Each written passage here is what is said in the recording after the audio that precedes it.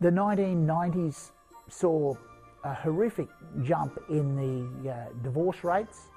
You can imagine with the economy being as it was, for everything to fail, there was no work. Men were out of work. Perhaps the unemployment was, I believe, higher in the male population than it was in the female population. The issues that go along with that, depression, alcoholism, homelessness, etc., all contributed to massive divorces. Then, of course, we went through to the late 90s, around 1997, 1998, and there was another massive devaluation of the new currency, i.e. the ruble. In Russia today, there's effectively two currencies. There's the ruble and the US dollar and euro. So you've got the other currencies and you've got the ruble. You find that now most transactions in Russia are done in cash. Cash is king in Russia, forgetting just what currency it is. The cash is king. People are very, very reluctant to put their money in the bank. That continues to today. And generally, if people do put their money in the bank, they'll put US dollars in the bank as opposed to rubles in the bank. Then, of course, we come on through into the 2000s, and yes, the global financial crisis has hit Russia the same as it has everywhere else.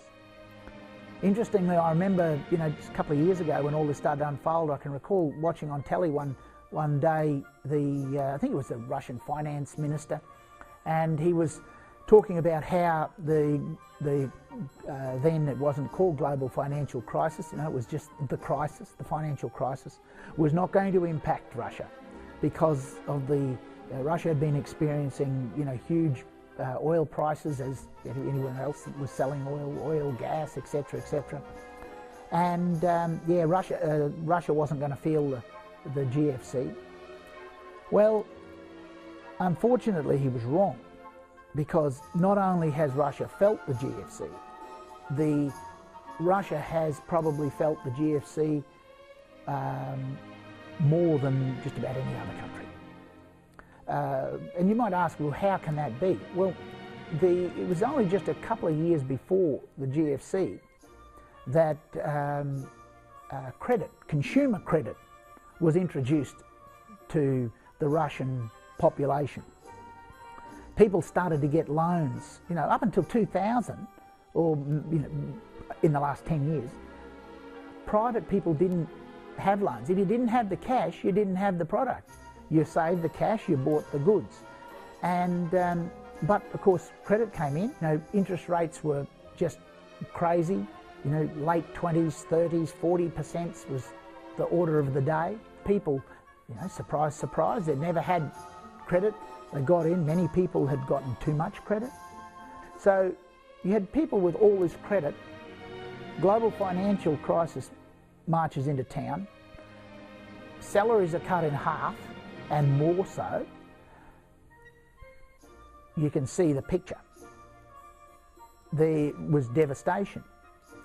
As a result of this, suicides were rampant. And so these changes have made Russian people, those that have survived, they're very strong and they're very definite in their views. Whilst, yes, they're definite in their views, the Russian woman, who your half, will have had experiences of all these catastrophic events, financial events in Russia, but she will still be very naive about the financial system in your country, wherever that may be. She probably has very little knowledge of consumer credit, how it works, in terms of all the derivations of consumer credit as they are in the Western countries. As a consequence of this, you will have to educate and bring her up to speed with how this works. Car loans, credit cards, leases, hire purchase, home loans, long-term home loans. All these things are all new. A friend of mine is 78 years old. he's just taken out a home loan for a 25-year period. Now, he is a wealthy man, but the point being, he's taken a 25-year home loan. He's 78 years old. In Russia, if you're 78, you've probably been dead for 15 years. The life expectancy, if not more, life expectancy is very low, and we'll talk about that later on. But the country, so there's a vast difference between the eastern countries, or in Russia in particular, and the western countries. Keep that in mind when you're talking with your new wife, your other half. She's not going to understand, so it's up to you to explain to her. Another big difference between Russian credit, as it is today, and Western credit. In the West, you do things like my friend has done, 78 years old, gets a 25-year loan. He's fine, he'll go along, pay that off, and obviously in 25 years, chances of him being around is fairly slim. His estate will finalise the loan and everyone's happy. In Russia, when you get credit, everybody in the family kicks in to eliminate that credit. So you economise on everything from food to every other aspect of family life, and the sole focus is to eliminate that credit as soon as possible. Because if you're paying 25 or 30 or 35 or 40%, you don't need a calculator to figure out it's not going to be pretty if that runs for very long. Now, the other thing that is very different in Russia is the political system. During the communist era, it was an era of great secrecy, not just between Russia and Western countries, or Soviet countries and the Soviet bloc and Western countries, but it was an era of a lot of distrust between individuals. When you go to Russia today, you'll find out in public life, Russian people are not as outgoing as Western people. And I believe that a lot of this has come about as a consequence of the communist era, where people with big mouths got, more often than not, would get reported on inaccurately or accurately, and next minute they've got a knock on the door by the then secret police, and you're in all sorts of bother. So you can't blame the Russian people for being very introverted in public. Conversely, at home, behind closed doors, you won't find a more outgoing, welcoming group of people than the Russian people. So very interesting. But when I arrived in Russia and I was in a bus or walking down the street, I've never seen in my whole life so many people with absolutely no expression whatsoever on their face. It was like as if they were just walking asleep, void of expression.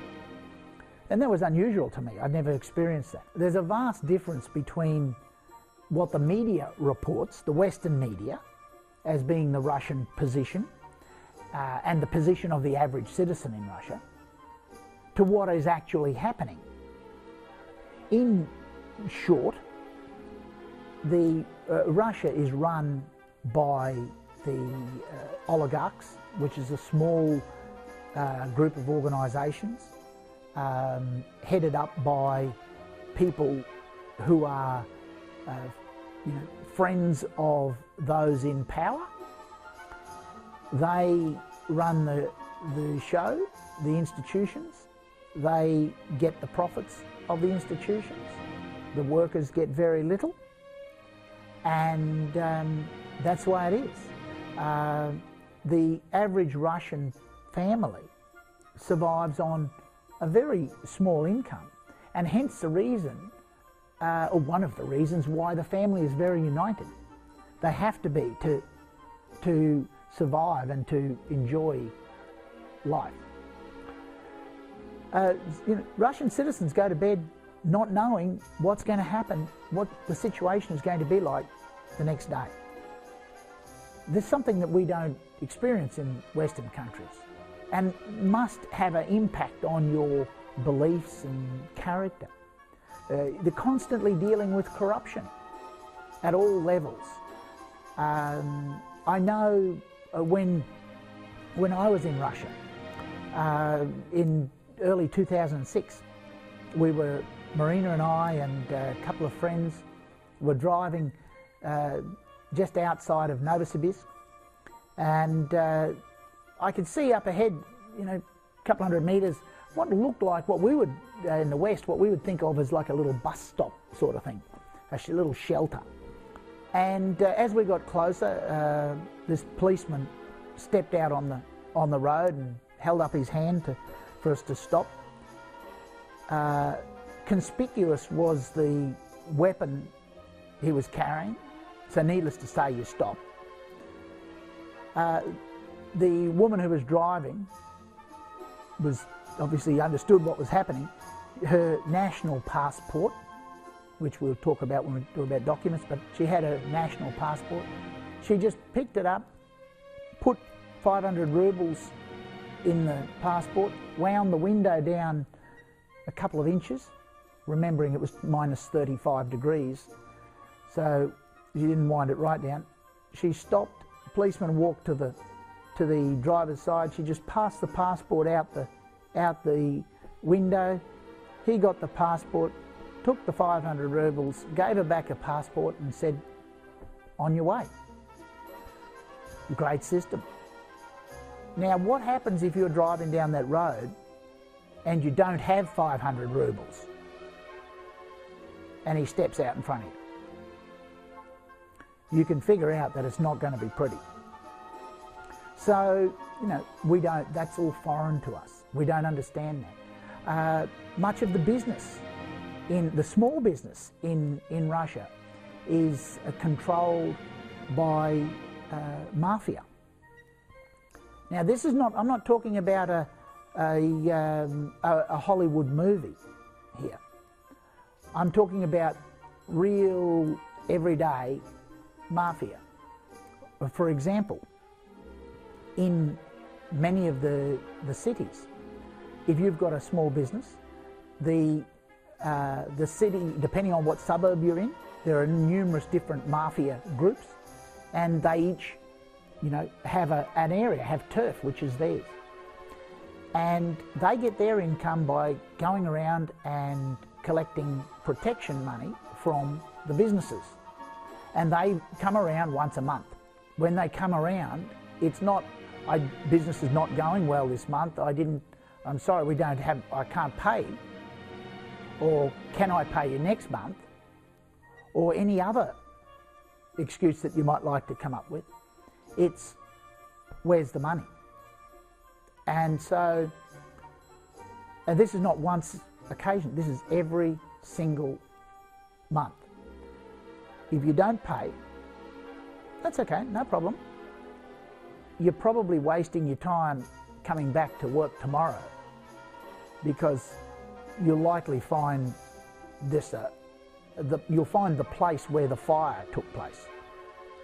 So, none of these things, we don't encounter any of these things. I didn't have a clue any of this took place until I went to Russia in 2006. That's it for part 2. I'll see you in part 3 for a continuation of the Russian history.